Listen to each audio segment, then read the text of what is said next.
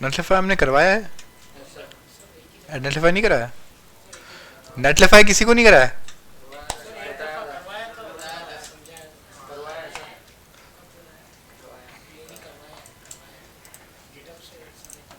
नहीं तो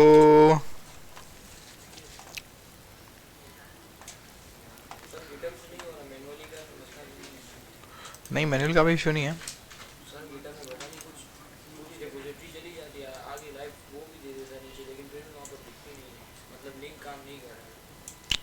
इसको देख लीजिएगा, एक मिनट मैं इसको थोड़ा वेरीफाई कर लूँ। Latest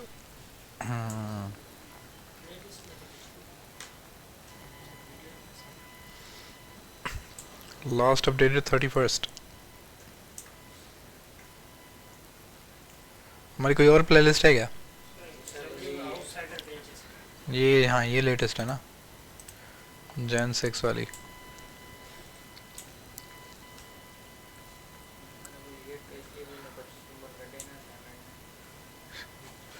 state management, props, react installation, DOM final, JavaScript. Netlify नहीं हुआ है।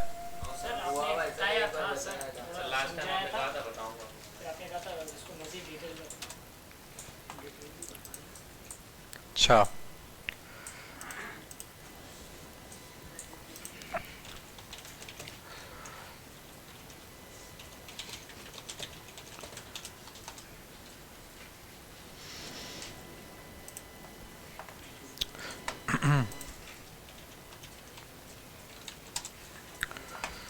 तो चलें पहले नेटलिफाई कर लेते हैं, उसके बाद हम बाकी चीजें देख लेंगे। तो जिन बच्चों को नेटलिफाई का नहीं पता वो पहले थोड़ा इस बात को समझ लें, कि जो बच्चे दूसरे बैचेस से भी आए वो भी इस बात को थोड़ा सुन लें कि मसला क्या है। कि हम लोग HTML CSS की वेबसाइट बनाते थे और उसको डिप्लॉय करते थे।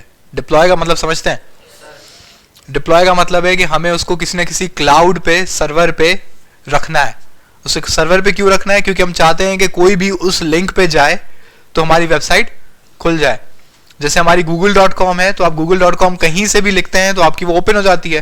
वो ऐसा क्यों है? क्योंकि किसी न किसी वो सर्वर पे पड़ी हुई है। तो जब हम HTML CSS जावास्क्रिप्ट पढ़ी थी हमने, तो हम अपनी वेबसाइट्स को फायरबेस पे डिप्लॉय करते थे। हमें फायरबेस का एक लिंक मिलता था, हम वो फायरबेस का लिंक सबको भेजते रहते थे, जिसको भी हमें अपनी वेबसाइट दिखानी होती थी।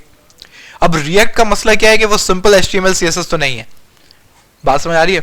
उसका एक पूरा फोल्डर स्ट्रक्चर है, उसमें नोड मॉड्यूल्स हैं, ये सब देखा है आपने? तो इतने सारे फोल्डर्स हैं, इतना सारा उसका कमांड है, तो वो नॉर्मल फायरबेस पे नहीं होता।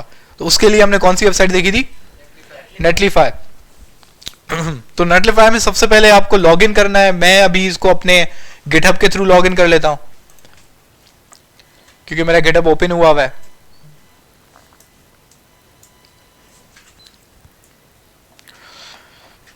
और यहाँ पे आपको दिख रहा है कि मुझे पहले ही थोड़ी बहुत एप्स जो है मेरी इंस्टॉल हुई है। तो सबसे पहला स्टेप तो ये होगा कि आपको एक नई रेपो बनानी होगी। जैसे कि हम बना लेते हैं, क्या बनाते हैं,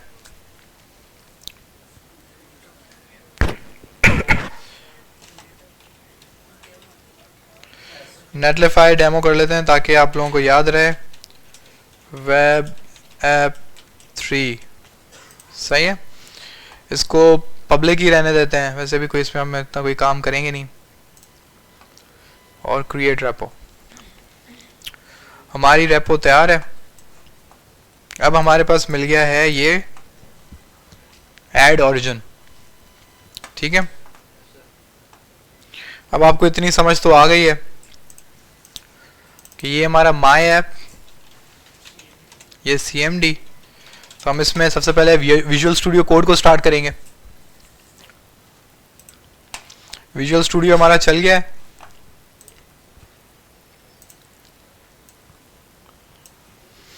सबसे पहले हमारा क्या होता है, गेट इनिट, क्योंकि इसमें कोई भी गिट रेपो नहीं है। गिट रेपो नहीं है इसका पता भी कैसे चलता है कि जब आप इस पे क्लिक पहले देख रहे थे, यहाँ पे ये 18 लिखा हुआ नहीं आ रहा था, बल्कि यहाँ कुछ भी नहीं आ रहा था। इवन अगर आप यहाँ पे क्लिक भी करते ना तो ये चीजें नजर नहीं आती हैं आपको। उससे पता चल जाता है कि आपका जो फोल्डर है उसके अंदर गिट रेपो नहीं है। तो गिट को इंस्टॉल करने के लिए आपको कौन सी कमांड यूज करनी होती है? Git init. गिट इनिट करने के बाद अब आपको उस पर रिमोट के साथ इसको कनेक्ट करना है, यानी कि अपने लोकल कंप्यूटर को बताना है कि ये जो पूरी रिपोजिटरी है ये किसकी है। अब उसके लिए हमारे पास वो लिंक आप सबको पता है कि कहां मिलता है, ये रहा। लेकिन इसके साथ साथ आपको और क्या चाहिए होता है? एक टोकन भी चाहिए होता है। ये बात आपको याद है? आप लोग टोकन से करते हैं लॉगिन से करते हैं? लॉगिन से। चलो ठीक है, इस पूरे लिंक को हम लोग कॉपी करते हैं और ये लिंक हमारा लग गया, हम एंटर मार देते हैं, हमारा लिंक ऐड हो गया है। इसको चेक करने का एक और तरीका होता है git remote -v। तो जब हम ये कमांड रन करते हैं तो हमें दिख रहा है कि किसके साथ कनेक्टेड है? नेटलिफाई डेमो वेब ऐप के साथ कनेक्टेड है। अब मजे की बात है कि जब आपने ये क्रिएट रिएक्ट ऐप किया तो आपके पास एक फाइल बनती है, कौन सी? git ignore। ये git ignore की जगह अगर आप फाइल खोलेंगे ना तो इसमें कुछ फाइलों के नाम लिखे हुए हैं। सबसे पहला वाला कौन सा है? Node modules. उसके बाद कौन सा है? बिल्ड, और कुछ और टाइप्स की फाइल्स हैं जो इसके नाम है। बेसिकली गिट इग्नोर क्या करता है कि ये सारी फाइल्स आपके गिटहब पे नहीं जाती। ये बात आपको समझ आ रही है? उसके बाद आपको कमांड्स पता है क्या है, लेकिन कमांड्स को छोड़ते हैं, आज इधर से करते हैं। तो सबसे पहले इस चेंजेस को हमें ऐड करना होता है, तो आपने कौन सी कमांड चला दी? Basically Git add.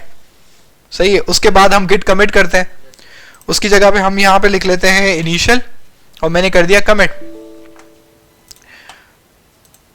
अब क्योंकि ये बेसिकली इसमें गिटहब नहीं है, अभी मैंने गिटहब इंस्टॉल किया है, तो जब आप पहली दफा गिट इंस्टॉल करते हैं तो आपको एक मसला दरपेश आता है जो अभी आपको दिखेगा। तभी ये इधर से नहीं हुआ, वरना इधर से आराम से हो जाता। गेट कमिट -m और इनिशियल। अब मुझे अगेन वही वाला एरर दे रहा है, लेकिन अब थोड़ा कमांड में दे रहा है। सही है। तो सिंपल मुझे करना क्या है कि मैंने इसको उठाना है, मैंने यहां पे पेस्ट करना है और आपको अपना ईमेल दे देना है।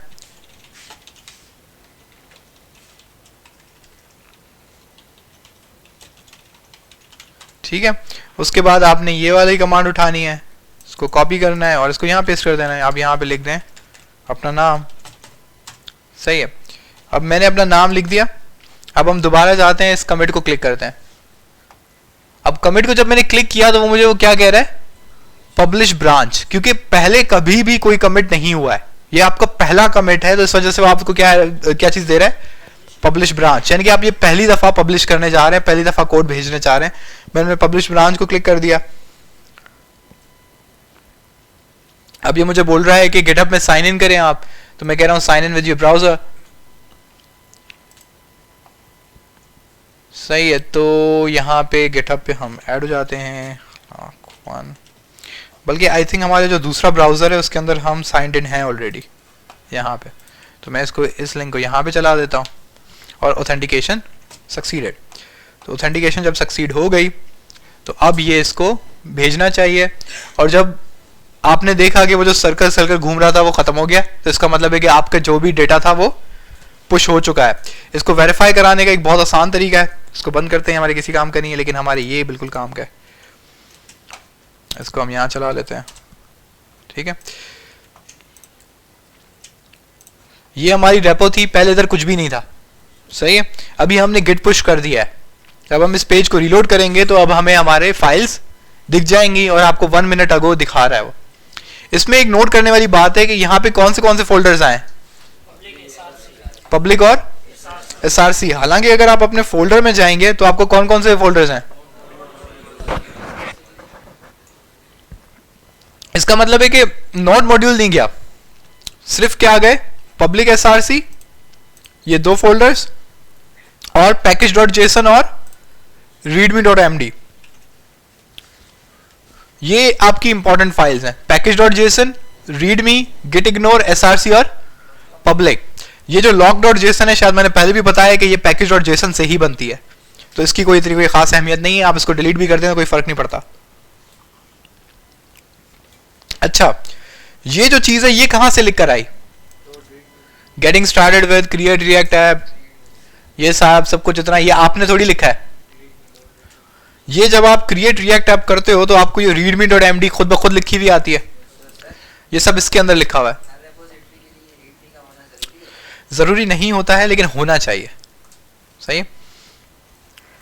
इवन अभी रिसेंट मेरे साथ सिचुएशन हुई है कि सिर्फ इस रीडमी की वजह से मुझे कॉन्ट्रैक्ट मिला है, एक सिर्फ रीडमी। बस ये उसने क्लाइंट ने मुझसे पूछा कि मुझे अपनी एपीआई दिखाओ कोई फॉर एन एग्जांपल, तो मैंने उसको एक एपीआई दी जो मेरे गिटहब पे थी, ये वाली। तो उसने मुझे बोला कि मैंने तुम्हें ये कॉन्ट्रैक्ट सिर्फ इसलिए दिया है क्योंकि तुम्हारी ये रीडमी बड़ी प्यारी लिखी हुई थी, सिर्फ ये फर्क था। तो रीडमी जो होती है वो आपके क्लाइंट्स को और कंपनीज को बहुत अच्छी लगती है क्योंकि आपका इसमें पता लगता है कि आपने पूरा एक्सप्लेन किया हुआ है कि ये प्रोजेक्ट क्या कर रहा है और इसमें क्या हो रहा है, ठीक है। तो आप इसको कितना बड़ा ये डिसएडवांटेज है कि उसका जो पुराना डेवलपर था उसने उसमें रीडमी के अंदर कुछ भी नहीं लिखा हुआ था, उसमें बस लिखा हुआ था पाइथन प्रोजेक्ट। तो उसने जब ये चेंज देखा ना कि यहाँ पे जो मैंने एपीआई बनाई हुई है उसका पूरा रीडमी एक प्रॉपर बनी हुई है और हर कमांड लिखी हुई है कि ये कैसे चलेगी, तो उसने बोला कि ये ज़्यादा बेटर है, सही। तो ये रीडमी का फ़ायदा है, आपको बहुत फ़ायदा देगी। खैर, तो रीडमी का ये काम है। अब आपके पास रेपो जो है वो आपके गिटहब पे ऐड हो चुकी है। अब हम चलते हैं दोबारा कहाँ, नेटलिफाई पे। अब हमारे पास सबसे पहला स्टेप है ऐड न्यू साइट। अब ऐड न्यू साइट पे आपके पास 3 ऑप्शंस हैं। Import an existing project. Existing project का क्या मतलब है कि आपका प्रोजेक्ट कहीं पे अवेलेबल है, आप उसको वहां से इंपोर्ट करना चाहते हैं। स्टार्ट फ्रॉम अ टेम्पलेट, यानी कि ये आपको खाली एक प्रोजेक्ट दे देगा, बोलेगा ये डायरेक्टली आप इस्तेमाल कर लो। तीसरा है डिप्लॉय मैन्युअली, कि आप इसको मैन्युअली आप फाइल्स अपलोड करो और उसको डिप्लॉय कर दो। लेकिन मैं हमेशा रिकमेंड करूंगा कि कौन सा वाला करें, इंपोर्ट एन एग्जिस्टिंग प्रोजेक्ट, क्योंकि इसका एक बहुत जबरदस्त फायदा है, वो हम थोड़ी देर में देखते हैं। तो आपने किया इंपोर्ट एन एग्जिस्टिंग प्रोजेक्ट। अब इसमें आपसे पूछ रहा है कि गिट प्रोवाइडर, आपका गिट प्रोवाइडर कौन कौन सा है, क्योंकि गिट प्रोवाइडर आपका एक नहीं है, एक से ज्यादा है।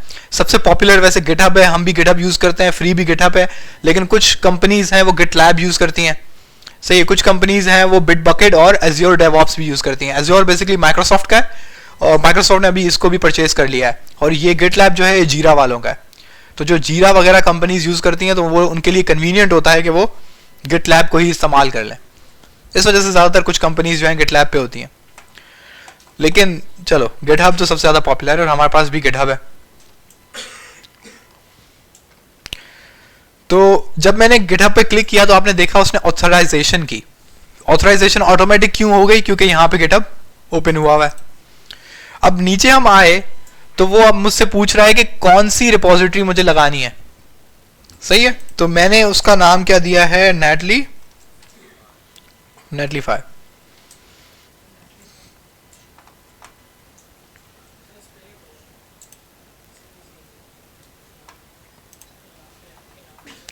सही है। तो नेटलीफाई डेमो वेब ऐप 3 ये वो रेपो है जो मुझे ऐड करवानी है अपने नेटलीफाई में। तो ये मेरी सर्च हो गई है, मैं इसको सिलेक्ट करूंगा। अब ये मुझसे पूछ रहा है कि कौन सी ब्रांच को डिप्लॉय करना है। अभी तक मेरे ख्याल से आप में से कोई भी गिटहब ब्रांचेस पे ज्यादा काम नहीं करता होगा। वैसे एक ब्रांचेस में होना ये चाहिए कि जब आप एक बड़े प्रोजेक्ट पे काम करते हैं तो आप एक डेवलपमेंट ब्रांच रखते हैं और एक प्रोडक्शन ब्रांच रखते हैं और एक न्यू फीचर्स ब्रांच रखते हैं।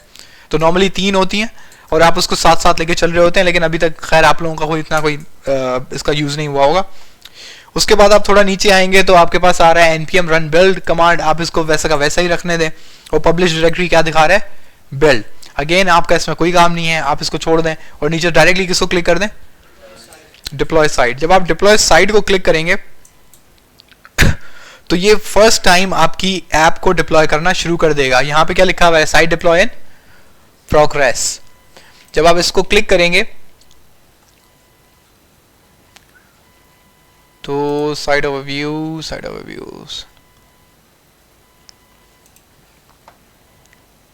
तो यहां पे डिप्लॉय लॉग में आपको दिखाएगा कि आपकी एप्लीकेशन के साथ अभी क्या चल रहा है। अभी आप देख रहे हैं कि ये सारे पहले आपके पैकेजेस इंस्टॉल कर रहा है। यहां पे आपके पैकेजेस इंस्टॉल हो गए। कौन से पैकेजेस, npm वाले, क्योंकि नोड मॉड्यूल्स याद है वो अपलोड नहीं हुए थे तो उसको इंस्टॉल तो करना पड़ेगा। और नोड मॉड्यूल्स को उसको पता कैसे चला कि कौन से वर्जन्स करने, package.json के अंदर सारे वर्जन्स लिखे हुए थे तो उसने वहां से सब कुछ इंस्टॉल कर लिया। अब जब नीचे आए तो नीचे कंपाइल्ड क्या हो गया, ये ग्रीन कलर की लाइन लिख के आ जाए तो आप ठंडी सांस ले सकते हैं कि चलो काम हो गया। अगर ये लाइन रेड है वो क्लिक की आ गई कि कंपाइलेशन अनसक्सेसफुल, तो आपका काम खराब हो गया। सही है। बहुत कुछ बच्चे यहाँ पर आए थे जो मुझसे पूछ रहे थे कि ये हमें कैसे पता लगेगा कि कहाँ पे एरर आया है।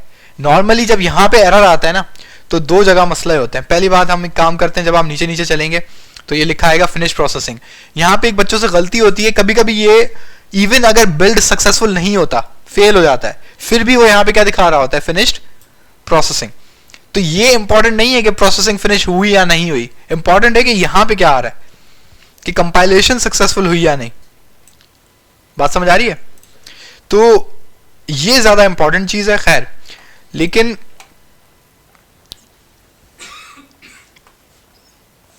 यहां पर जब आप न्यू आएंगे, मैं क्या कर रहा था, साइड ओवरव्यू, ठीक है, बल्कि हम बिल्कुल चलते हैं जब अब हमारे नेटलिफाई के डैशबोर्ड पे, वहां से दोबारा आते हैं, चेक करते हैं कि कहां पे क्या दिखता है। अब आप देख रहे हैं कि पहले यहां पे ये वाला वैल्यू नहीं थी, यानी ये वाली वेबसाइट नहीं थी, अब दिखा रहा है क्योंकि हमने अभी अभी बनाई है। तो आप इस पर दोबारा क्लिक करें तो इसका पेज दिखाएगा। अब जो इसका पेज है, यहाँ पे ये दो बड़े इंपॉर्टेंट बटन है, एक तो साइट सेटिंग्स है, दूसरा क्या है, डोमेन सेटिंग्स है। उसके आप थोड़ा नीचे जाएंगे तो आपको क्या बता रहा है, प्रोडक्शन डिप्लॉयज। आप जितनी दफा चेंज करेंगे, आप अपने कोड में जितनी दफा चेंज करेंगे, वो आपको यहां पे बताएगा। सही है। अब वो कैसे दिखाएगा वो हम देखते हैं। वैसे अगर आपको यहां पे इसके लॉग्स देखने, लॉग समझते हैं सारे, लॉग्स क्या होते हैं? लॉग्स बेसिकली आपका वो प्रोसेस के इंफॉर्मेशन होती है कि आपका जो सारा काम हुआ था वो सही हुआ था या नहीं हुआ था। लॉग्स बेसिकली ये है कि जब आप इसमें क्लिक करोगे तो ये ब्लैक वाली जो स्क्रीन आपको दिखी ना, ये वाली, इसको हम क्या कहते हैं, log, LOG, log. Error logs ये आपको कंप्यूटर साइंस में बहुत दिखते हैं। लॉग्स का मतलब होता है कि कोई भी प्रोसेस होता है तो उस प्रोसेस में क्या हुआ, उसकी रजिस्ट्री। तो कंप्यूटर जो होता है वो हर एक चीज की रजिस्ट्री रखता है कि पहले मैंने ये किया, फिर मैंने ये किया, इसका जवाब ये आया, इसका जवाब वो आया। तो ये बेसिकली क्या है, सारा लॉग। अगर कोई भी एरर होता है, आपकी वेबसाइट काम नहीं करती, तो आपको बेसिकली कहाँ आना चाहिए, लॉग्स में। आपको लॉग में पता लगेगा कि उसका क्या हुआ, कबाड़ा हुआ या चला। वैसे अगर आप पीछे जाएंगे तो ये आपका मेन पेज है वेबसाइट का। आपको सबसे पहले आपकी डोमेन नेम दिखाता है। अब हम इसको लिंक, ये हमें लिंक बता रहा है। अब ये लिंक आप देख रहे हैं कि बहुत बेकार सा लिंक है, पता नहीं प्री एमिनेंट फेरी कुछ लग दिया है उसने। तो हम जाते हैं कहाँ, साइट सेटिंग्स में। साइट सेटिंग्स में जाके मैं क्या क्लिक कर सकता हूँ, चेंज साइट नेम। अब साइट नेम को बदल के मैं कहता हूँ नेटलीफाई। वैसे नेटलीफाई डेमो तो बहुत सारे लोगों ने इस्तेमाल किया होगा। रिएक्ट स्क्रैच, ये भी टेकन है।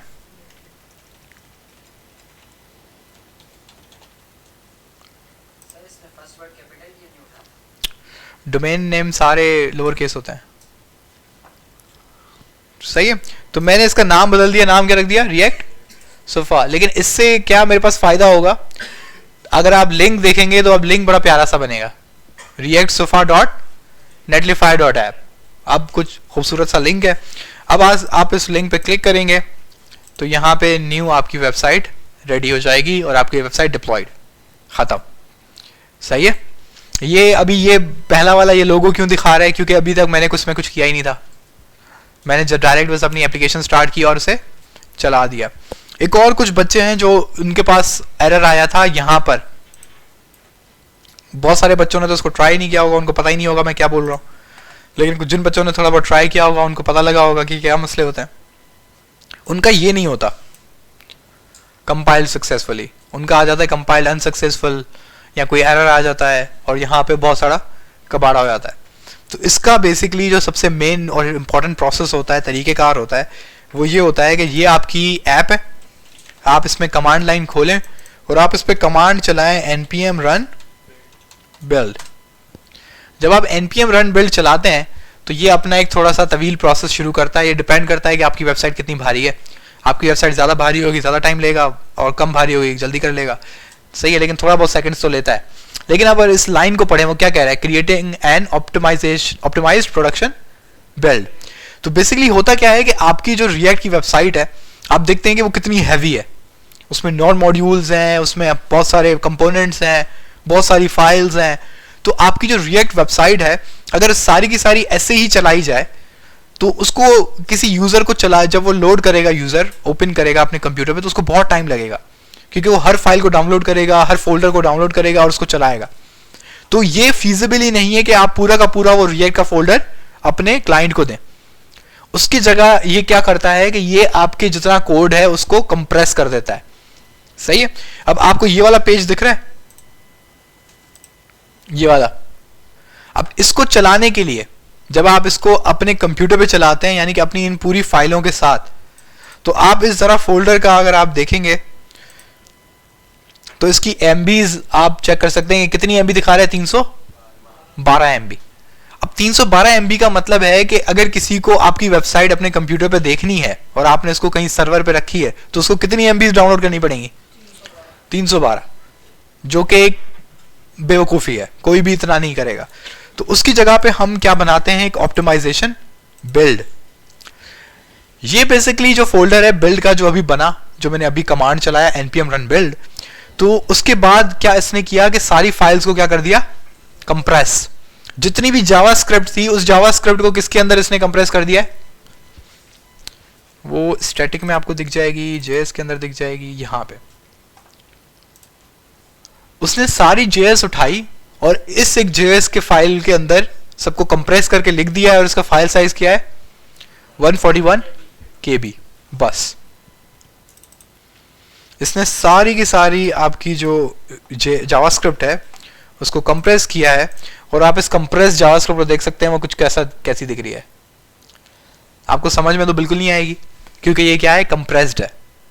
ठीक है, लेकिन इंपॉर्टेंट है कि ये आपकी जावास्क्रिप्ट है जो आप ही ने लिखी है। बात समझ आ रही है? लेकिन ये इसको कंप्रेस करके चलाता है। अब जरा इसकी फाइल साइज देखेंगे। इसकी फाइल साइज क्या है इस पूरे फोल्डर की? 580 KB। तो 312 MB से उसने उसको कितना कंप्रेस कर दिया है? 580 KB, यानी कि आधा MB। अब आधा MB डाउनलोड करने में और 312 MB डाउनलोड करने में जमीन आसमान का फर्क है। तो इसको हम लोग कहते हैं ऑप्टिमाइजेशन बिल्ड। क्यों? क्योंकि नोड मॉड्यूल्स में बहुत सारी चीजें हैं, कुछ हम यूज कर रहे हैं, कुछ यूज नहीं भी कर रहे। ऑप्टिमाइजेशन बिल्ड क्या करता है कि वो सारा कोड लाके दो जो हम इस्तेमाल कर रहे हैं, वो सारा कोड मुझे नहीं चाहिए जो हम इस्तेमाल नहीं कर रहे। ठीक है, तो ये फर्क होता है ऑप्टिमाइजेशन बिल्ड का। लेकिन जब आप ये कमांड चलाते हैं तो देखेंगे ये वही लाइन है जो आपने उसके लॉग्स में भी देखी, नेटलिफाई में। ये देखिए, कंपाइल्ड सक्सेसफुली। अब इसका यहां पे फायदा क्या है? इसका फायदा यहां पे ये है कि अगर आप ये कमांड यहां पे चलाते हैं और चेक करते हैं कि उसका आउटपुट क्या होता है, तो यहां पे अगर कोई एरर होगा आपको वो एरर समझ आएगा, वो क्लियर होगा, वो क्लियर कट दिखेगा कि यहां पे आपका इश्यू हुआ है। आपका जो एरर हो आप उसको सॉल्व करें, उसके बाद फिर ये कमांड चलाएं। एक दफा यहां पे ग्रीन कलर का लिख के आ गया ना कंपाइल्ड सक्सेसफुली, तो नेटलिफाई पे भी बड़े आराम से चल जाएगा। बिल्ड फोल्डर उठाता है, वो बेसिकली सारी फाइल्स को अपलोड गिटहब से उठाता है, उसको बिल्ड npm run बिल्ड करता है, सिर्फ बिल्ड का फोल्डर निकालता है, बाकी सबको डिलीट कर देता है। उसका प्रोसेस ये कहता है। लेकिन चलें, अब हम देखते हैं कि हम कोई अपनी वेबसाइट पे अब चेंजेस करेंगे, तो हमने जो वेबसाइट अभी डिप्लॉय की है नेटलिफाई पे, उस पे कैसे चेंजेस लाने हैं। अब हम काम करते हैं सिंपली, आपको एक पता है कि हम क्या करते हैं, हम सिंपल जाते हैं ऐप में और बड़े मजे से ये सब कुछ डिलीट करते हैं। ये logo.svg मुझे नहीं चाहिए, इसको हमने डिलीट कर दिया। हम यहाँ पे h1 लिखते हैं,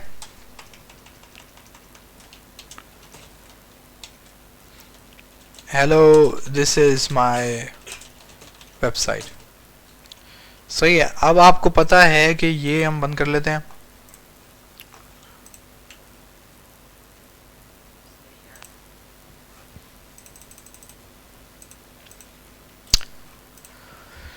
तो बड़ा प्यारा सा पेज हटा के, लोगो शोगो हटा के, हमने बस अपनी एक वेबसाइट बना दी है। उसमें क्या लिखा हुआ है? Hello this is my website. बस ये दिखाना था कि कुछ चेंज करके दिखाना था आपको। ठीक है, तो हमने चेंज किया, हमने hello this is my website किया। अब मैं चाहता हूं कि ये वाली जो वेबसाइट है दोबारा अपलोड हो जाए कहां पे? नेटलिफाई पे। सही है, क्योंकि ये वाला लिंक अगर आप अपने मोबाइल्स में भी इस वक्त खोलेंगे तो आपको मेरी वेबसाइट यहां दिखेगी, यहां नहीं दिखेगी। ये तो मेरा लोकल होस्ट है। ये बात मैंने आपको बताई कि लोकल होस्ट का क्या मतलब होता है। लोकल होस्ट का मतलब होता है आपका अपना कंप्यूटर। लोकल होस्ट का बेसिकली मतलब ही है कि आपका अपना कंप्यूटर, लोकल होस्ट, होस्ट होता है कि जहां पे आपकी वेबसाइट चल रही है। इस वक्त ये वेबसाइट कहां चल रही है?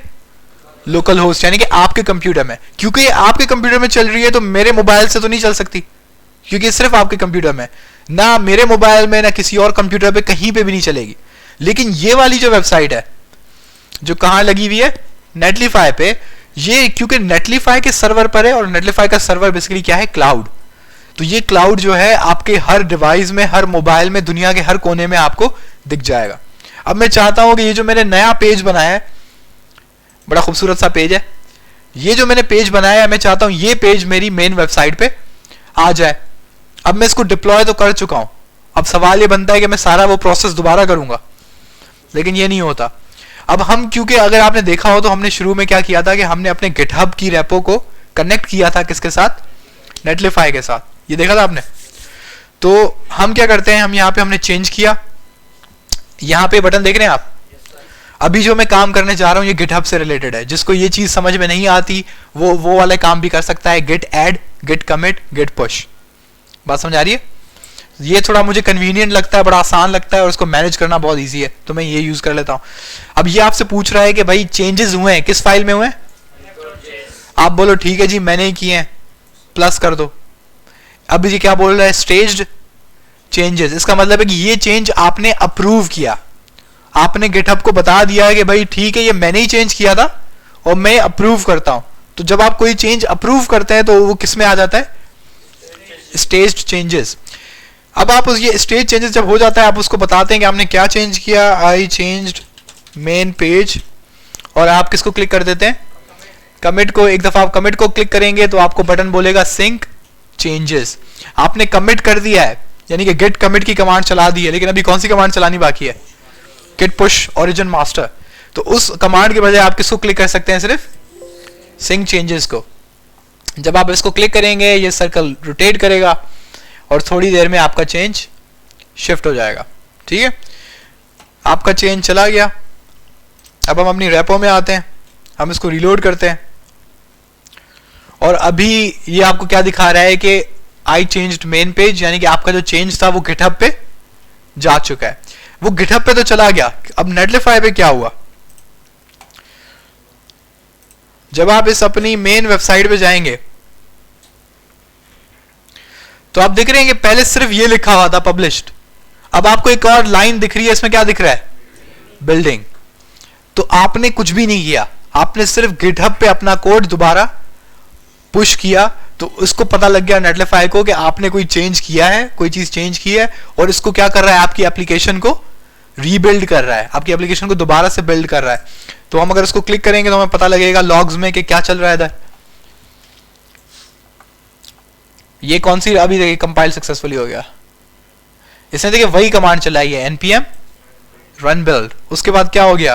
Compiled successfully. क्योंकि कंपाइल सक्सेसफुली हो गया और नीचे सामने लिख के आ गया finish processing build request, site is live. जब ये कमांड आ गई तो ये मेरी लिंक है, इस लिंक को हम रिफ्रेश करते हैं। जब हमने रिफ्रेश किया तो अब हमारी इस लिंक पे हमारा वो पुराना पेज हटके ये आ गया।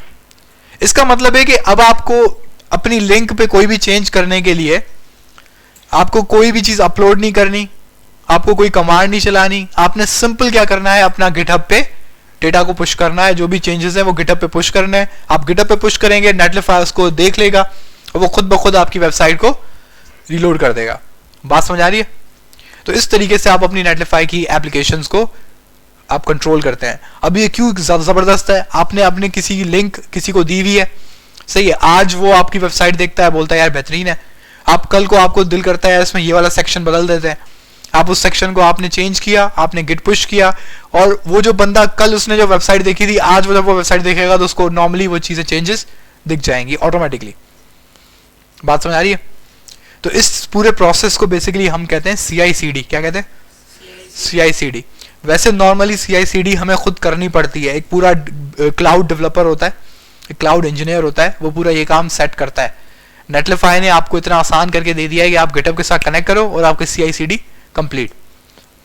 बात समझ आ रही है? गिटहब पे आप कोई चीज अपलोड करिए, पूरा सिस्टम है, यह जादू नहीं हो रहा है, ये नेटलीफाई ने पूरा अपना सिस्टम बनाया हुआ है।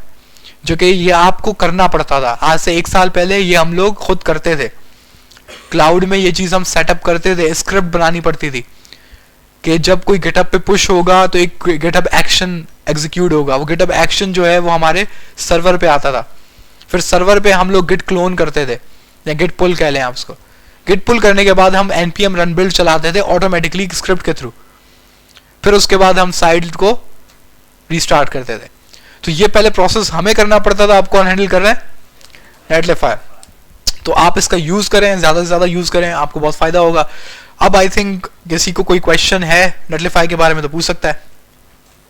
किसी को इश्यू है क्या? अच्छा एक काम करते हैं, ये जो बूटस्ट्रैप हम V5 यूज कर रहे थे V6?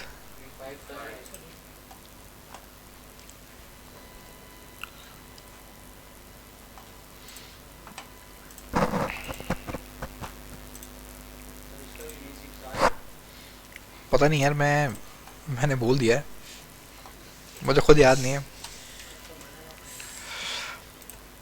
आई थिंक V6 उसका है, राउटर का है। और JS का बंडल इधर आएगा।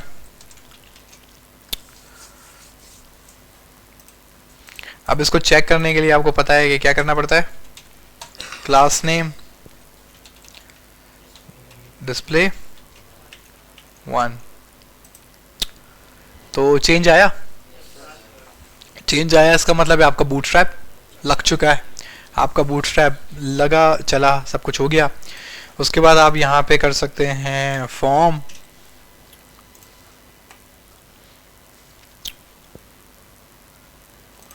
और इसको अगर आप कॉपी डाउन करेंगे, लेकिन अब सारा काम app.js में नहीं होता, आपको पता है। हम क्या करते हैं, एक फोल्डर बनाते हैं जिसका नाम क्या रखते हैं, कंपोनेंट्स, और इस कंपोनेंट्स में हम लिखते हैं login.js, बल्कि JS नहीं लिखते, क्या लिख लेते हैं, JSX। और यहाँ पे हमें कंपोनेंट बनाने के लिए क्या चाहिए, RFCE, और हमारा एक लॉगिन कंपोनेंट रेडी है। अभी क्योंकि एक लॉगिन कंपोनेंट रेडी है हमारा, तो इसके अंदर हम ये सारा कुछ कचरा जो है ये पेस्ट कर सकते हैं।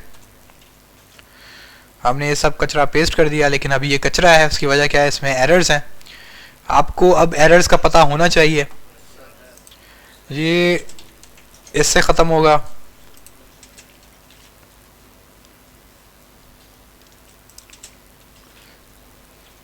ठीक है, दूसरा क्या होता है, HTML सॉरी 4, तो 4 जो है हमारा ये बदल के क्या हो जाता है, HTML4। इसमें कोई कैपिटल स्मॉल कोई मसला तो नहीं है, तो हमने इसको ऑल रिप्लेस कर दिया।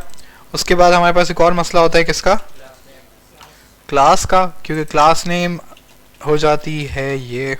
अब तो हमने क्या हो गया, तो नहीं फिलहाल आप रफ करें, एक्सटेंशंस फिलहाल यूज ना करें। एक्सटेंशंस पे आप भरोसा ज़्यादा नहीं कर सकते ना, वो एरर भी दे सकता है। एक तो कोड ऐसा भी है कि आप बूटस्ट्रैप 4 को 5 में कन्वर्ट कर सकते हैं, लेकिन वो एरर्स देता है, अजीब सा कर देता है। तो ये अभी नहीं, अभी जो आपके दूसरे क्लास फेलो हैं थोड़े मुन्ने काके हैं, वो कबाड़ा कर देंगे।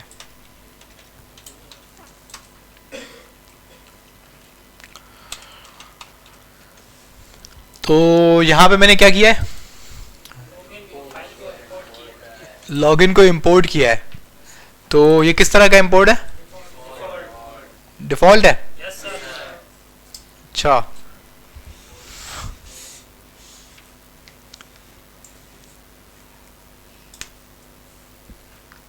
हाँ जी, आप ज़रा मुझे बताएंगे कि ये नेम्ड इंपोर्ट कैसे होता है।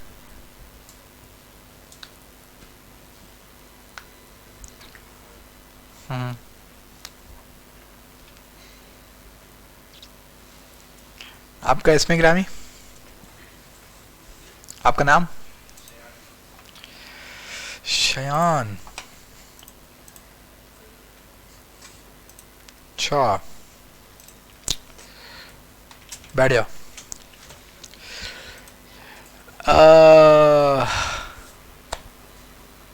सही है। तो ये बात आपको समझ आ रही है कि हमने इंपोर्ट क्यों किया? क्योंकि हमें उसको यहाँ पे लगाना पड़ेगा उस कंपोनेंट को देखने के लिए। अगर हम यहाँ पे लगाएंगे नहीं तो हमें वो दिखेगा नहीं। सिंपल तरीका है। लेकिन अभी ये सारी चीजें आप लोगों ने कर ली हैं, ये बहुत आसान था, बहुत इजी था, इतना कोई अब हम इसको दोबारा नहीं करेंगे। लेकिन हम लोग यहाँ पे एक और कंपोनेंट ऐड करेंगे। हम इसको नाम दे देते हैं क्या, नेविगेशन डॉट JSX, और यहाँ पे इसका कंपोनेंट बन जाएगा RFCE से। और आपको पता है कि मैं ज़्यादा मेहनत करने वाला बंदा नहीं हूँ, तो यहाँ पे नेव बार हम लिखेंगे। जब हम नेव बार में आएंगे तो बड़ा खूबसूरत सा नेव बार तैयार बैठा हुआ है इधर। इसको हम कॉपी करते हैं और इसको हम लोग यहाँ पे पेस्ट करेंगे। लेकिन हम जैसे ही पेस्ट करेंगे तो इसको फिर से मसले मसाइल शुरू हो जाएंगे। तो सबसे पहला जो मसला है वो है कौन सा, क्लास वाला, जो कि बदल के क्या हो जाएगा, क्लास नेम। ये बड़ा इजी हो गया। ये जो HR है, ये इसको भी पेट में दर्द हो रहा है, तो इसको यहाँ पे सिर्फ फॉरवर्ड स्लैश लगाना था, कहानी ख़त्म। अब एक और रेड दिख रहा है। ये रेड क्यों दिख रहा है? क्योंकि ये क्लोजिंग टैग नहीं था। तो जब हमने किया तो ऊपर से रेड कलर हट गया है, तो इसका मतलब है कि हमारे सारे का सारा कोड परफेक्ट है। अब ये वाला कोड जो है ये भी मैं किस में इंपोर्ट करा दूंगा, इधर app.js में। जब हमने इसको इंपोर्ट किया अब ये हमारे पास अवेलेबल है। तो ये जो हमारी app.css है, ये अभी इसको डिलीट करते हैं क्योंकि ये रिएक्ट वालों ने लिख के दी थी। अभी हम इसको यूज नहीं कर रहे। अब हम क्या करते हैं, पहले हम बनाते हैं नेविगेशन, ठीक है। उसके बाद हम बनाते हैं क्या, लॉगिन। अब हम ज़रा चलते हैं हमारा लोकल क्या हिसाब है। तो अभी आप देख रहे हैं कि थोड़ा सा कबाड़ा हुआ है। इस कबाड़े को सही किया जा सकता है। इस कबाड़े को कैसे सही कर सकते हैं हम लोग, हम यहाँ पे div दे सकते हैं और इस div के अंदर इस लॉगिन को रख सकते हैं और इसका हम क्लास नेम क्या दे सकते हैं, कंटेनर। जब हम कंटेनर देंगे तो नेव बार क्योंकि टोटल था और वो ऊपर है बाहर है, तो वो कंप्लीट पेज पे आ रहा है। जो आपका लॉगिन है वो सिर्फ नीचे आ रहा है। लेकिन अभी भी एक छोटा सा मुझे मसला दिख रहा है। वो मसला क्या है कि इसको हम MT5 थोड़ा देंगे। जब हमने MT5 दिया तो ये थोड़ा मिडिल सेक्शन पे आ गया, सही है। अब यहाँ पे अगर हम देखेंगे हेडिंग्स से सिंपल कैसे दे रहा है, H12 H5, लेकिन इसका डिस्प्ले 1 मुझे कुछ ज़्यादा प्यारा लगता है। अब यहाँ पे हम ये भी देख सकते हैं, हमने दिया div और हम यहाँ पे लिखते हैं लॉगिन फॉर्म। अब आपको पता है इसमें हम क्लास नेम दे सकते हैं। क्लास नेम में हम क्या देंगे, डिस्प्ले 1 एक तो आया। अच्छा ये गलती ये है कि यहाँ नहीं होना चाहिए, इधर होना चाहिए, सही है। दूसरी गलती ये है कि इसको भी MT5 होना चाहिए, सही है। तीसरी गलती ये है कि इसको MB5 भी होना चाहिए, ठीक है। अच्छा इसको मिडिल में कैसे लाएंगे, किसी को याद है क्या, टेक्स्ट सेंटर।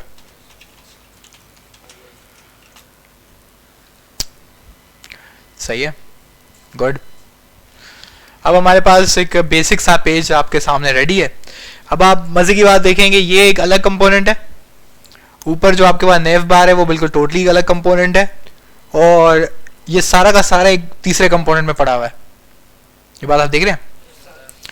तो कमाल की बात यही है कि हम लोग सारा काम कर रहे हैं कंपोनेंट्स पे, लेकिन हमने एक पूरा आर्किटेक्चर पेज का बना दिया है जो कि बूटस्ट्रैप में। हालांकि हमने कोई मेहनत तो नहीं की है, लेकिन कोई देखेगा तो बोलेगा नहीं यार कुछ ना कुछ तो हुआ है, ठीक है। तो जब हमने कुछ ना कुछ कर लिया है तो एक काम कर लेते हैं कि हम लोग अपने नेविगेशन बार में जाते हैं और नेविगेशन बार में हम लोग आके इधर लिख लेते हैं माई ऐप, ताकि लगे कि हमारा ही है। इधर नेव बार लाइट को हम कर लेते हैं डार्क और बीजी लाइट को भी हम कर लेते हैं डार्क। एक आपको याद होगा, शायद याद होगा कि एक हैंडल करता है आपके बैकग्राउंड कलर को और एक हैंडल करता है आपके टेक्स्ट कलर को। टेक्स्ट कलर ऑपोजिट होता है बेसिकली, डार्क में वाइट दिखाता है और लाइट में डार्क दिखाता है, क्योंकि टेक्स्ट कलर लाजमी सी बात है ऑपोजिट होगा अपने बैकग्राउंड का। तो जब हमने ये किया तो अब कलर ज़्यादा बेटर लग रहा है, सही है, क्योंकि लॉगिन फॉर्म जो है वो उसका टेक्स्ट कलर ब्लैक है तो ऊपर भी कलर ब्लैक है। तो अब हमारे पास कुछ एक बेसिक सा वेब पेज रेडी है। अब हम क्या कर सकते हैं कि जो भी अब हमने चेंजेस किए हैं, हमने फॉर्म बनाया, हमने नए फाइल्स बनाई, हमने नए फोल्डर्स बनाए, लेकिन गिटहब जो है वो आपके फोल्डर से ज़्यादा कोई मुतासर नहीं होता, सही है। फोल्डर्स वो खुद ही समझ लेता है, लेकिन उसके लिए इंपॉर्टेंट क्या है, आपकी फाइल्स कौन कौन सी है। अभी वो आपको बता रहा है कि आपकी 1 2 3 4 5 फाइलों में चेंजेस है, सही है। अब यहां पे आप अपना थोड़ा दिमाग यूज कर सकते हैं, थोड़ा इंटेलिजेंटली सोच सकते हैं कि यहां पे क्या हुआ है। कभी कभी होता है कि आपको सब कुछ अपडेट नहीं करना होता, हो सकता है कि आप बहुत सारी चीजें चेंज कर रहे थे, लेकिन आपने बोला यार अभी मुझे ना एक चीज सिर्फ अपडेट करनी है, बॉस दिमाग खा रहा है कि ये वाली चीज तो अपडेट करो अभी के अभी। अभी आप दूसरी चीजों पे काम कर रहे हो, अभी आप श्योर नहीं हो कि मैं दूसरी चीजें, ऐसा ना हो कि मैं दूसरी भी अपडेट कर दूं और वो क्रैश कर जाए। तो आप यहां से बैठ के चेक करते हो कि आपने क्या क्या चेंजेस किए। अब जैसे कि index.html, तो अब मैं बोलूंगा यार index.html तो हम रिएक्ट में टच ही नहीं करते, तो मैंने index.html में क्या किया था, क्योंकि कभी कभी क्या होता है गलती से भी कोई बटन प्रेस हो जाता है, और गलती से प्रेस हुआ बटन और अगर आपने git add डॉट कर दिया ना, तो मतलब सारे जो चेंजेस थे वो अपडेट हो गए। अब आप बैठ के देखते रहोगे कि भाई ये क्यों क्रैश हुआ, कहाँ पे एरर आया है, और वो गलती क्या होगी कि कहीं पे कोई गलती से आपने कोई चीज गलती से बटन टाइप कर दिया था, वहीं पे ए लिख दिया है, अब वो ए पूरे कोड को तबाह कर चुका है। तो ऐसी चीजों से बचने के लिए आप हमेशा यहां पर आकर पहले चेक करो कि आपने चेंज किया है तो वो क्या चेंज किया है। जैसे आप index.html को जब आप क्लिक करोगे तो आपको ये बहुत खूबसूरती से दिखाएगा कि पहले यहां पे कुछ भी नहीं था, अब आपने ये लाइन लिखी है। बात समझ आ रही है?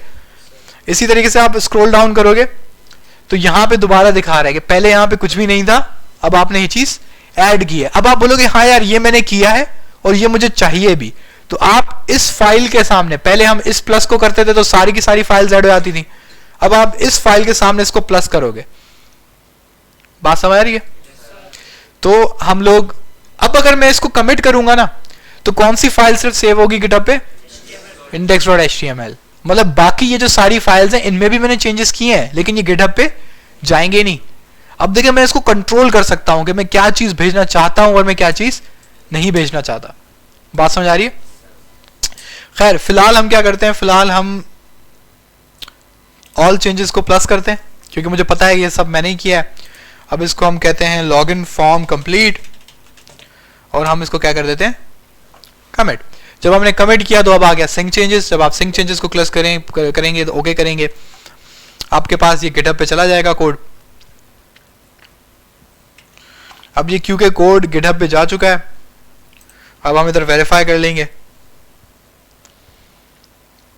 ये आपको आ गया लॉगिन फॉर्म कंप्लीट। अब लॉगिन फॉर्म कंप्लीट इधर आ गया तो ये लाजमी सी बात है नेटलिफाई ने भी उसको पकड़ लिया होगा।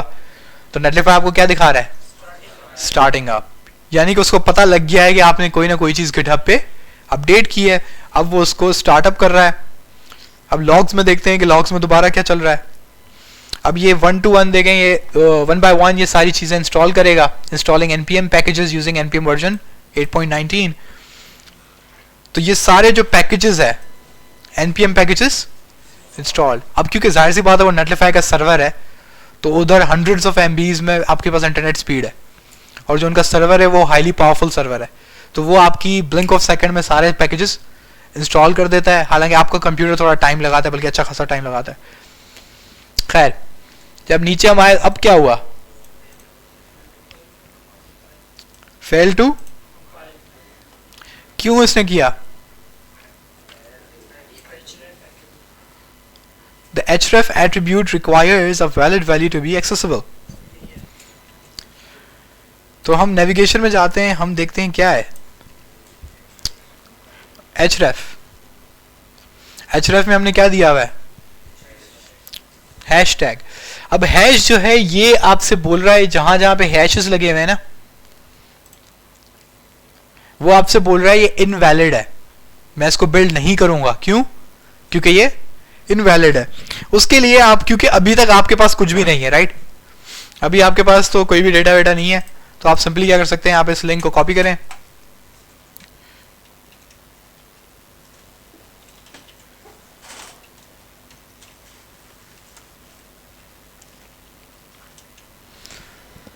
मैंने ये वाली लाइन लिखी,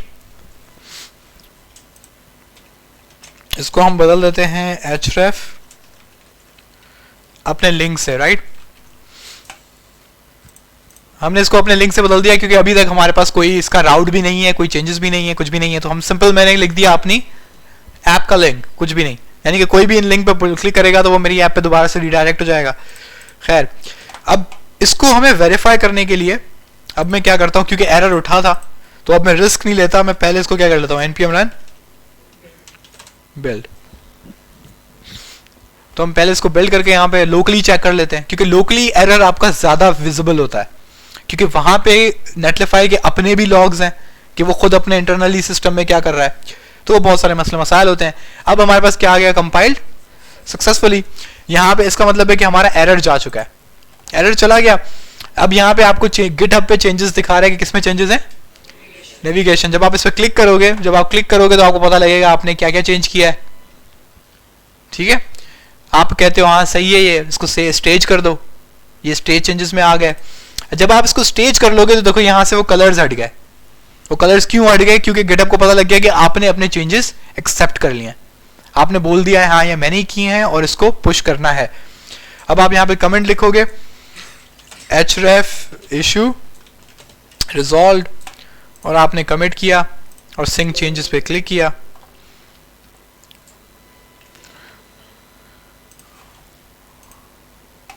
अच्छा, यहां पे ये आपको बताता भी है कि ये वाला जो बिल्ड था ये क्या हो गया, फेल्ड। इससे पहले वाला क्या था, पब्लिश्ड। तो अब दोबारा से एक और न्यू आ गया।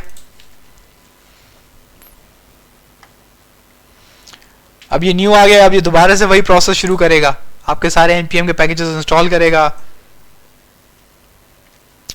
और अब ये अपनी बिल्ड स्टेज पे पहुंच गया है। npm run, उनकी स्पेस, वैसे तो उनका ये होना चाहिए कि एक दफ़ा कर लिए आप अपनी स्पेस में रख दो, लेकिन वो अपनी स्पेस को खाली करते रहते हैं क्योंकि उनकी वेबसाइट नहीं बड़ी है, उसको बेसिकली रीड कर रहा है, कुछ भी नहीं। तो अब हम देख रहे हैं कि क्योंकि वहां पे एक ग्रीन कलर का लिख के आ गया था कंपाइल सक्सेसफुली, तो यहाँ भी क्या आ गया, कंपाइल्ड सक्सेसफुली।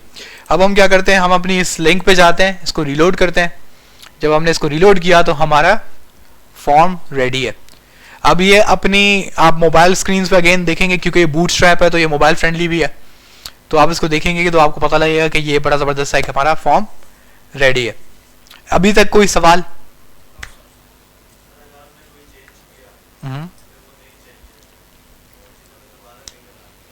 मतलब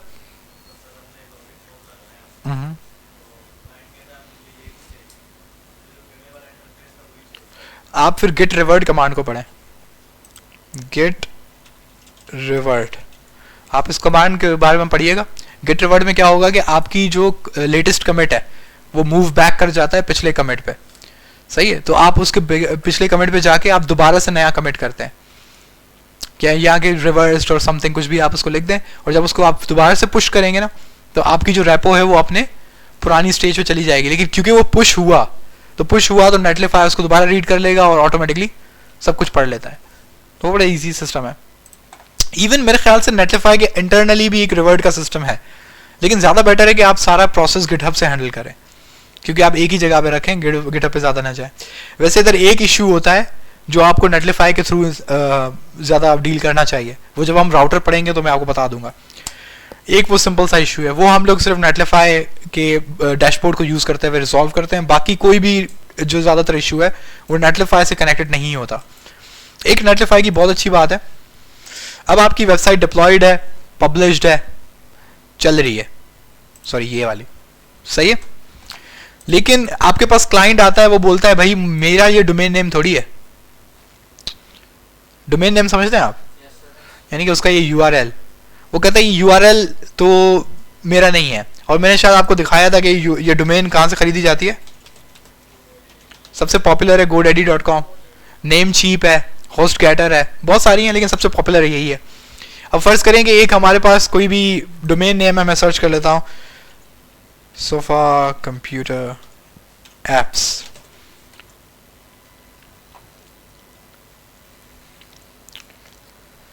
तो ये मुझे बता रहे हैं कि सोफा कंप्यूटर एप्स .com कितने रुपए की है? 999 रुपए की है। लेकिन ये आपको थोड़ी सी गेम कराता है, नीचे छोटा सा लिखा हुआ है for the first year with a 2 year registration. मतलब ये कह रहा है कि आपको लाजमी 2 साल की रजिस्ट्रेशन करानी है। और 999 किसके लिए है? पहले साल की है, यानी कि ये दो साल की दिलवाएगा तो मतलब 2000 रुपए। ठीक है, फिर भी बहुत कम है, इतनी कोई ज्यादा नहीं है। मैंने सबसे महंगी डोमेन खरीदी है वो 55,000 की है, लेकिन ये भी कुछ भी नहीं थी। एक और हमारे थे जानने वाले क्लाइंट थे, तो ये डोमेन क्या होती है, अब 2 साल के लिए आप खरीद रहे हैं ना, आपको 2 साल पूरे हो जाते हैं ना, तो 2 साल के बाद आपको उसको रिन्यू कराना पड़ता है, आपको दोबारा पैसे देने पड़ते हैं, उसको रिन्यू कराना पड़ता है। अगर वो आप भूल गए तो आपकी जो डोमेन होती है वो हो जाती है पार्क, उसको हम कहते हैं वो पार्क हो गई, मतलब वो फ्री हो गई। अब कोई डोमेन फ्री हो जाती है ना, तो वो दुनिया के लिए एक्सेसिबल है। अब दुनिया में कोई भी आगे पहले जिसने खरीद ली ना वो डोमेन उसकी। तो हमारे एक जानने वाले हैं, वो अपना कोई काम करते हैं, उनका यूएस में एक वेबसाइट है वो चल रही थी, तो ऐसे ही वो रिन्यू करना भूल गए, तो उनकी डोमेन हो गई 2 घंटे के लिए पार्क। अब 2 घंटे के बाद उनको रियलाइज हुआ कि उनकी डोमेन नेम डाउन है क्योंकि उन्होंने पैसे नहीं भरे थे। तो लेकिन उस 2 घंटे में किसी बंदे ने वो खरीद ली। अब वो जो बंदा है वो $15,000 मांग रहा है कि मुझे $15,000 दो तो मैं तुम्हें वापस दूंगा। तो डोमेन नेम एक बहुत बड़ा बिजनेस है। आजाद चाय वाला का आपने नाम सुना है? आप उसकी स्टोरी सुनिएगा। उसका सबसे जो पहला काम जिससे सबसे ज्यादा पैसा बनाया वो डोमेन का था।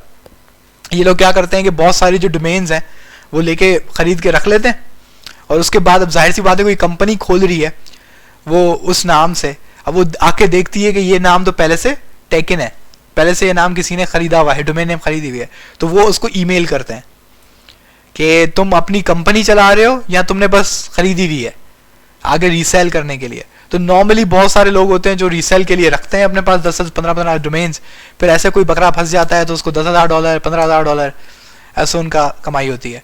ये आज़ाद चाय वाला की आप स्टोरी पढ़िएगा, उसका मेन काम ये है, अभी भी करता है, लेकिन अभी इतनी सैचुरेशन हो गई है कि इस काम की वैल्यू इतनी नहीं है, क्योंकि इतनी कंपनीज इतनी वेबसाइट्स बन चुकी हैं कि तकरीबन हर डोमेन जो अच्छी डोमेन थी वो खरीदी जा चुकी है। अब अच्छी डोमेन का क्या मतलब है, ये कैरेक्टर्स जितने कम होंगे ना वो डोमेन उतनी महंगी होगी। सही है, ये आप जितना इसको कम करेंगे। अब जैसे कि है कि एक देख लेते हैं पीसी गेमर्स के नाम से कोई, अब पीसी गेमर्स के नाम से देख लेते हैं किसी ने खरीदी हुई है। अब ये किसी बंदे ने pcgamers.com खरीदी हुई है, लेकिन उसने बेचने के लिए भी रख दी है, ये कोई रीसेलर है, लेकिन अब इसने कितना मांग की है इसकी 46 लाख। 46 लाख, आपको 46 लाख में कोई प्लॉट नहीं मिल रहा, 46 लाख में आपको सिर्फ एक डोमेन नेम मिल रही है। उस डोमेन नेम का नाम क्या है, pcgamers.com प्लस, ये आपको दिख रहा है प्लस छोटा सा, 3,699 रुपए गोडेडी भी लेगा। ये जो 46 लाख है ये सिर्फ उस बंदे की चार्जिंग है जो जिसके पास ये डोमेन है। तो ये एक बहुत बड़ा बिजनेस है, अपने आप में बहुत बड़ा बिजनेस है जो ये चलता है। और वेल इसकी इतनी वैल्यू नहीं है क्योंकि ये अब बहुत पुराना हो चुका है।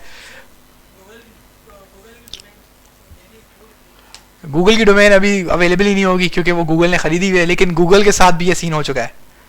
गूगल का एक दफ़ा उसकी जो google.com डोमेन है वो ऐसे पार्क हो गई थी 1 घंटे के लिए, और उसके बाद वो एक बंदा था यूएस का ही, उसने वो फौरी तौर पे देखा, ऐसे ही जैसे आप क्यूरियस हुए कि मैं देखता हूँ कि गूगल की डोमेन कितनी की है, लेकिन वो लकी निकला और उसी वक्त ही वो गूगल की जो डोमेन थी वो फ्री हुई थी। तो उसने वो फौरी तौर पे आई थिंक $10 में वो खरीद ली थी, और $10 में उसने खरीद ली। अब वो 2 साल के लिए उसकी हो गई। अब गूगल को तो अपना नाम वापस चाहिए क्योंकि सारे लोग कहाँ क्या टाइप करते हैं, google.com। तो गूगल ने उसको $4 मिलियन दिए थे अपना सिर्फ वो नाम वापस लेने के लिए। क्योंकि वो नहीं दे रहा था। अब मसला ये है कि वो एक इंटेलेक्चुअल प्रॉपर्टी है, आप किसी को जबरदस्ती भी नहीं कह सकते कि नहीं मुझे वापस करो, क्योंकि इंटेलेक्चुअल प्रॉपर्टी है, वो उसकी प्रॉपर्टी हो गई है वो। तो अब उससे वापस लेने के लिए आपको बाय एंड सेल करनी पड़ेगी। तो $4 मिलियन अब तक का सबसे महंगी डोमेन थी वो गूगल की। तो खैर ये भी एक अपने तौर पे बिजनेस है, तो इसको ज़रा इसको चेकआउट कीजिएगा कि कभी ये क्या क्या होता है। कभी कभी बहुत अच्छे अच्छे नाम भी ना अवेलेबल हो जाते हैं, कि जैसे कि मुझे एक दफ़ा मिल गया था gadgetskin.com के नाम से मिल गया था, लेकिन अनफॉर्चुनेटली वो बिका नहीं दोबारा। तो खैर उसका एक सीन हुआ था, मैंने सोचा बिजनेस करते हैं कुछ, लेकिन चलो हो सकता है अपने टर्म्स बढ़ाता है वो। एक दफ़ा हमारे साथ हुआ है कि हमने 2000 में ख़रीदी थी और बाद में हमसे 8000 रुपये मांग रहा था अगले रिन्यूअल पे, अगले साल पे। तो वो अपने उसके हिसाब से करता है, क्योंकि ये सारी उसकी हैं उसके पास। तो खैर ये डोमेन नेम का बताने का चक्कर क्या था कि अगर आपके पास कोई क्लाइंट आता है और आपको बोलता है कि भाई मेरा जो वेबसाइट है वो मेरे डोमेन पे आनी चाहिए, तो वैसे तो उसका थोड़ा मुश्किल प्रोसेस होता है, लेकिन नेटलिफाई में अगर आप देखेंगे तो यहाँ पे बटन लिखा हुआ है, इसका नाम क्या है, डोमेन सेटिंग्स। इस डोमेन सेटिंग्स में जाएंगे तो आपसे वो क्या बोल रहा है, ऐड कस्टम डोमेन। इस कस्टम डोमेन में बस आप क्या लगा देते हैं, वो जो डोमेन आपको आपका क्लाइंट देता है, और आप क्या क्लिक कर देते हैं, वेरीफाई। लेकिन इससे पहले एक थोड़ा सा एक और स्टेप होता है इतना आसान भी नहीं होता है, लेकिन वो होता है कि आपको उसके जो रिकॉर्ड्स होते हैं, जो आपका डोमेन है, जो आपकी रिकॉर्ड है, उसमें आपको ये भी ऐड करना पड़ता है, ये वाली लिंक, इसका रीडायरेक्ट लगाना पड़ता है। लेकिन उसके बाद ये टेम्परेली होता है, फिर ऐड, एक दफ़ा ये ऐड डोमेन हो गया तो जब आप अपने ऐड डोमेन पे डायरेक्टली जाएंगे तो यहाँ पर आपके पास वेरिफिकेशन हो जाएगी। जैसे कि अगर मेरे ख्याल से मैंने एक लगाया हुआ है, पीछे आते हैं,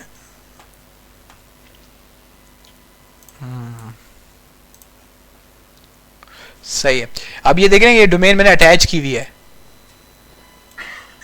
डिफॉल्ट नहीं, ये वाली नहीं है,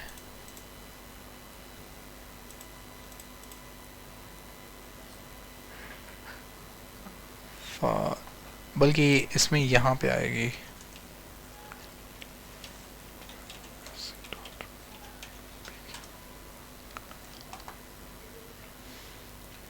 अब ये जो वेबसाइट है ना, ये वेबसाइट बेसिकली नेटलिफाई पे ही है, नेटलिफाई पे डिप्लॉयड है, सब कुछ नेटलिफाई पे है। लेकिन आप देख रहे हैं कि ये जो आईसी का डोमेन नेम है वो अटैच्ड है इसके साथ।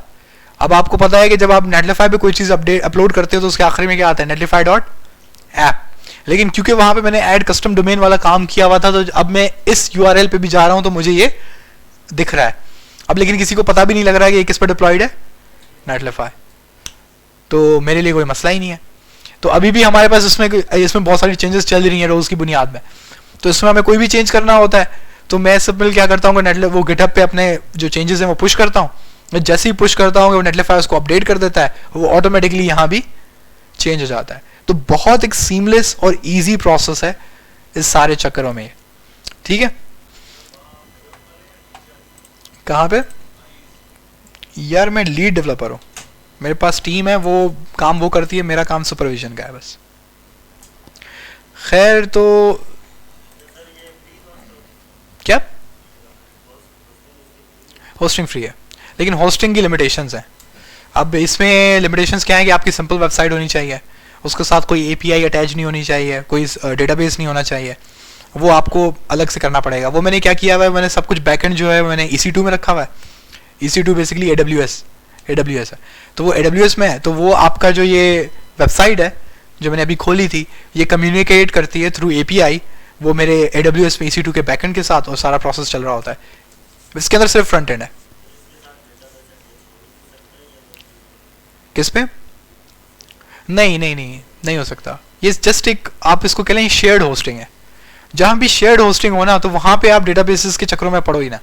इवन अगर वहां पे अवेलेबिलिटी भी है ना, वो आपको कह रहे हैं, जैसे cPanel होता है, तो cPanel आपको कहता है कि हमारे पास शेयर्ड होस्टिंग है और डेटाबेस भी हम आपको दे रहे हैं, लेकिन वो सबसे बेकार है, सबसे अनसिक्योर है। कोई भी अच्छा क्लाइंट होगा वो कभी भी शेयर्ड होस्टिंग में अपना डेटाबेस नहीं रखवाएगा, क्योंकि वो सबसे ज्यादा वल्नरेबल है। शेयर्ड होस्टिंग का मतलब आप समझ रहे हैं कि स्पेस एक ही है, वो सबको दिया हुआ है, ठीक है। तो नेटलिफाई जो है वो फ्रंट एंड के लिए तो बेटर है, क्योंकि ये शेयर्ड होस्टिंग है, लेकिन आपके फ्रंट एंड को प्रोटेक्ट करता है। जो आपकी ऐप है वो जस्ट आपके पास है। हाँ ये कहाँ पे डिप्लॉय हो रही है, कहाँ पे ये इसकी स्पेस है, कौन सा सर्वर में इसकी स्पेस है, वो मुझे भी नहीं पता क्योंकि इसने उसको सिक्योर रखा हुआ है। लेकिन अगर आप इसकी डेटाबेस बनाते तो लाजमी सी बात है वो किसी शेयर्ड होस्टिंग में पड़ेगा, तो उससे बेटर है कि आप क्या इस्तेमाल कर लें, EC2 यानी अमेजोन। तो अमेजोन सबसे बेस्ट है। अमेजोन का अभी जो हम इसके लिए भी स्टेक यूज कर रहे हैं वो S3 है फॉर फाइल्स, आपके सर्टिफिकेट जो आपके बनते हैं आईसी का, ये यहाँ पे। तो आईसी के जो सर्टिफिकेट्स हैं वो बेसिकली आपके अमेजोन S3 में सेव होते हैं, जो कि एक फाइल स्टोरेज सर्विस है अमेजोन की। उसके बाद हम लोग RDS यूज़ कर रहे हैं। तो RDS क्या है, आपका MySQL है, वो किस में चल रहा होता है, अमेजोन के अंदर, लेकिन वो हाईली सिक्योर है। वो अमेजोन उसको बनाता है, सब कुछ मैनेज वो करता है, हम जस्ट उसका लिंक यूज़ करते हैं और उसमें डेटा सेव करा देते हैं, सही है। और उसके बाद EC2 जो है वो एक सर्वर है जिसके अंदर हमारा बैकएंड लगा हुआ है, और वो बैकएंड डायरेक्टली कम्युनिकेट करता है किससे, आपके फ्रंट एंड से। क्योंकि डेटा आजकल जो है ना वो गोल्ड है आपका। जैसा मैंने बताया कि आपका किसी ने डोमेन खरीद ली और वो डोमेन आपको दोबारा से बेच रहा है, इसी तरीके से क्या होता है, आपका डेटाबेस किसी ने चोरी कर लिया, अब आपको बोलेगा कि भाई मुझे पैसे दो तो मैं वापस करूंगा। तो ये तरह का काम भी होता है। तो इसमें सबसे बेस्ट अमेजोन है। अब इवन जो मेरा खुद का डेटाबेस है, मैं उसको अमेजोन में डायरेक्टली एक्सेस नहीं कर सकता, अमेजोन ये आपको सहूलत नहीं देता। उसके लिए आपको उन्हीं का जो सर्वर है यानी EC2, उसके अंदर से आप सिर्फ उसको एक्सेस कर सकते हो। तो वो एक एडिटिव सिक्योरिटी है कि आप डायरेक्टली इस डेटाबेस को उठा ही नहीं सकते। आपको पहले किसको एक्सेस करना पड़ेगा, EC2 को, अपने सर्वर को। सर्वर जो है वो कम्युनिकेट कर सकता है अपने डेटाबेस से, उसके बावजूद भी वो कंप्लीट डेटाबेस नहीं उठा सकता। EC2 जो है वो जस्ट आपका डेटा सेव करा सकता है और डेटा आपका गेट कर सकता है, रिसीव कराना है, गेट कराना है। पूरा का पूरा डेटाबेस ना वो दे सकता है आपको, ना उसको डिलीट कर सकता है, ना कोई चेंज कर सकता है उसमें। तो ये इतना लेवल की सिक्योरिटी है अमेजोन में, और ये ज़रूरी भी है क्योंकि आप फर्ज करेंगे इसमें आपके 500-600 बच्चों का डेटा है, सही है। अब 500-600 बच्चों का डेटा, आपके एडवाइजर्स, जो आपके इंस्ट्रक्टर्स, जो भी चेंजेस कमेंट्स वगैरह करते हैं वो इसके अंदर सेव होते हैं। अब वो कोई हम इतनी मेहनत करके कोई 3-4-5-6 महीने हो गए वो लोग डेटा सेव करे जा रहे हैं। अब वो 5-6 महीनों की जो मेहनत है वो उस एक डेटाबेस में, सोचेंगे वो डेटाबेस कोई डिस्ट्रॉय कर दे या बोले कि मैंने उठा लिया अब तो मेरे पास नहीं है, तो मुझे मतलब कि 5-6 महीने हम दोबारा वापस चले जाएंगे। जो सारे इंस्ट्रक्टर्स, सारे आपके जो दूसरे लोग हैं, उनकी सारी मेहनत ज़ाया। तो इस वजह से सिक्योरिटी एक बहुत इंपॉर्टेंट चीज़ है। खैर काफ़ी टाइम हो गया, 10:30 हो गए, लेकिन आज की क्लास में जो इंपॉर्टेंट था वो था नेटलिफाई। नेटलिफाई को क्योंकि आज हुआ है तो घर जाके एक दफ़ा इसको वेरीफाई कीजिएगा आप खुद अपनी कोई भी ऐप करके, ताकि आपका एक हाथ सेट हो जाए। लेकिन खाली ऐप को अपलोड नहीं कीजिएगा, उसमें ऐसा कुछ ना कुछ बना के भेजिएगा, क्योंकि खाली ऐप बिल्ड तो हो जाएगी, मुझे भी पता है, आपको भी पता है। मसला उठेगा तब जब आप उसके अंदर कुछ ना कुछ सेव करते हैं। और आई थिंक ये मोर देन इनफ कोड था, आप देखेंगे अच्छा खासा कोड आ गया था, नेविगेशन बार और आपने लॉगिन फॉर्म का, ये देखेंगे अच्छा खासा कोड तो है, इससे ज्यादा क्या होगा। तो आपके पास एक 2 हैवी किस्म के कंपोनेंट आप बनाओ, बूटस्ट्रैप से डेटा उठाओ और कर लो। टारगेट ब्लैंक जो है वो HTML का आपका एक वो है एट्रीब्यूट है, और टारगेट ब्लैंक का मतलब होता है जब इस बटन पे क्लिक हो तो वो एक नया वो बनाए, एक नया बनाए। अब उसमें प्रॉब्लम ये है कि आपका जो रिएक्ट ऐप है वो 1 पेज एप्लीकेशन है, वो न्यू टैब पे जाने ही नहीं देती, क्योंकि न्यू टैब उसका इंटरनल होता है। तो इस वजह से वो टारगेट ब्लैंक जो है वो कभी कभार एरर देता है, आप उसको सिंपली रिमूव कर दें, वो इतना नहीं है। वैसे ये स्पेसिफिकेशन है, आप इसको पढ़ भी सकते हैं कि जो रिएक्ट की बिल्ड स्पेसिफिकेशन है कि कौन कौन सी चीज़ों को वो ज़्यादा देखता है। वैसे मैंने इसको डिसेबल भी किया एक बार, सही है। आप इसको पढ़िएगा कि ES7 लिंट या ES6 लिंटिंग जो है वो हम कैसे डिसेबल कर सकते हैं रिएक्ट में। आपने वो डिसेबल कर दी तो इस तरह के एरर्स नहीं आते, फिर वो ज़बरदस्ती उसको क्या कर लेता है, डिप्लॉय कर लेता है। ये मसला तब होता है जब आप किसी और का डैशबोर्ड यूज़ कर रहे हो या किसी और की वेबसाइट यूज़ कर रहे हो।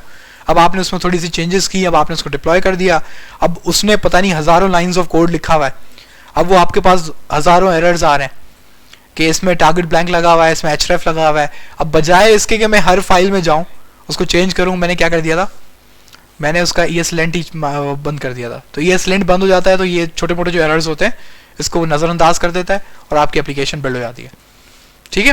क्योंकि npm रन बिल्ड जो है वो बेसिकली आपकी लिंटिंग करता है। लिंटिंग का मतलब होता है वो आपकी हर लाइन चेक करता है, हर लाइन में कोई भी छोटा सा इशू होता है, यानी कि वार्निंग भी होती है तो वो आपको उसको क्रैश करा देता है। अब वार्निंग की 2 किस्में, एक किस्म होती है कि जो जस्ट आपने फर्ज करें कि एक चीज इंपोर्ट कर दी थी लेकिन उसको यूज नहीं किया, तो वो कोई इतनी कोई कंसिडरेबल वार्निंग नहीं है, सही है। एक है कि आपका एक टेक्निकल फॉल्ट है, जैसे href, हालांकि HTML में इसकी कोई बड़ी चीज नहीं होती। href में अगर आप हैश दे दें नॉर्मल HTML में तो वो चलता है, वो फायरबेस पे डिप्लॉय भी होता है, उसका कोई मसला नहीं होता। लेकिन लिंट इसको एक इंपॉर्टेंट एरर समझ रहा है, जो आपका ES6 लिंट है, इस वजह से उसने npm रन बिल्ड को क्रैश किया। तो ऐसे कुछ तरह के एरर्स हैं, लेकिन आप इसको बाईपास कर सकते हैं लिंट को हटा के।